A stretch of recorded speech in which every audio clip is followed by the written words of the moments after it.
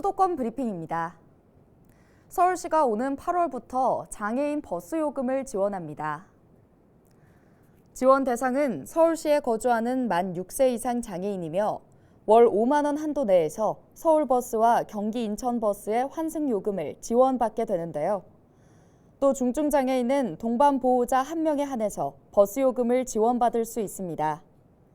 장애인 버스 요금은 다음 달 17일부터 24일까지 동주민센터나 전용 누리집을 통해 신청할 수 있습니다.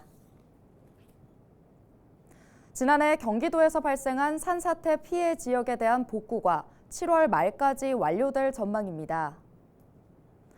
경기도는 상반기 241억 원을 투입해 지난해 발생한 산사태 123건 가운데 118건을 완료해 95%의 복구율을 기록하고 있다고 밝혔는데요.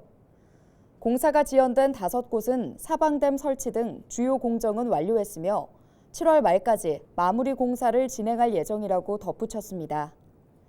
지난해 집중호우로 경기도에서는 93헥타르의 산림이 훼손돼 지난 3월부터 복구 작업이 진행되고 있습니다.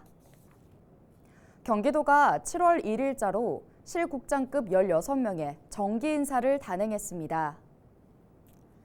기획조정실장에는 이희준 경제투자실장이, 안전관리실장에는 최병갑 균형발전기획실장이 선임됐습니다. 또 균형발전기획실장에는 윤성진 도시재생추진단장이 자리를 바꿨고 경제투자실장에는 박승삼 교통국장이 승진 임명됐습니다. 자치행정국장에는 첫 내부 공모를 통해 초대 비서실장이 된 정구원 노동국장이, 윤영미 보육정책과장은 여성가족국장으로 승진 발탁됐습니다. 로얄, 카운티, 에코, 메트로, 더타워, 엠파트, 월드. 화면에 보이는 익숙한 영어 단어 어디서 가장 많이 볼 수 있을까요? 바로 아파트입니다. 이 단어들은 우리나라 아파트 이름의 일부인데요. 일명 아파트 펜네임. 아파트 이름을 왜 이렇게 어렵고 길게 지을까요? 이를 설명하는 개념이 바로 스노비즘입니다. 스노비즘은 속물적인 성향이나 출신, 학식을 공개적으로 자랑하는 것을 의미하는데요. 2000년대 이전 아파트 이름은 주로 지역과 건설사의 이름을 붙여서 만들어졌습니다.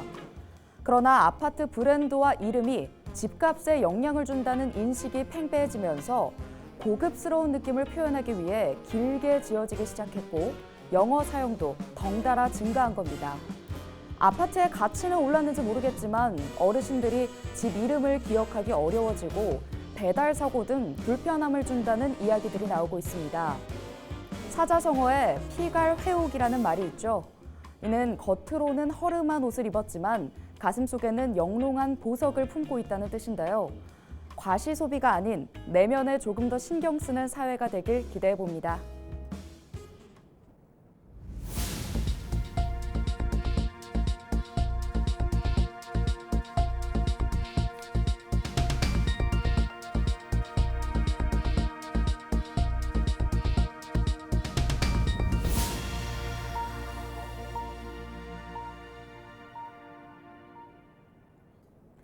인천시와 중국 텐진시가 양 도시 간 페리 운항을 조속히 재개하고 다양한 분야의 교류 협력을 확대하기로 했습니다. 중국 텐진시를 방문 중인 유정복 시장은 현지 시간으로 지난 29일 텐진시 공산당위원회 천민월 서기와 장궁 시장을 만나 양 도시 간 중단된 카페리오 재개를 위해 협력하기로 약속했습니다. 양 도시 카페리 항로는 지난 1991년 12월 운항을 시작했으나 선령 경과로 2020년 2월부터 3년 넘게 운항이 중단된 상태입니다. 또 이날 유 시장과 장궁 시장은 자매도시 30주년을 기념해 체결한 공동선언문에서 고위층 방문 정례화 등 양 도시 관계를 지속적으로 발전시켜 나가자는 데 뜻을 함께했습니다. 또 경제무역과 교육, 질병과 보건, 관광과 항만, 문화와 학술 등 교류 협력을 강화하기로 했습니다. 지금까지 수도권 브리핑이었습니다.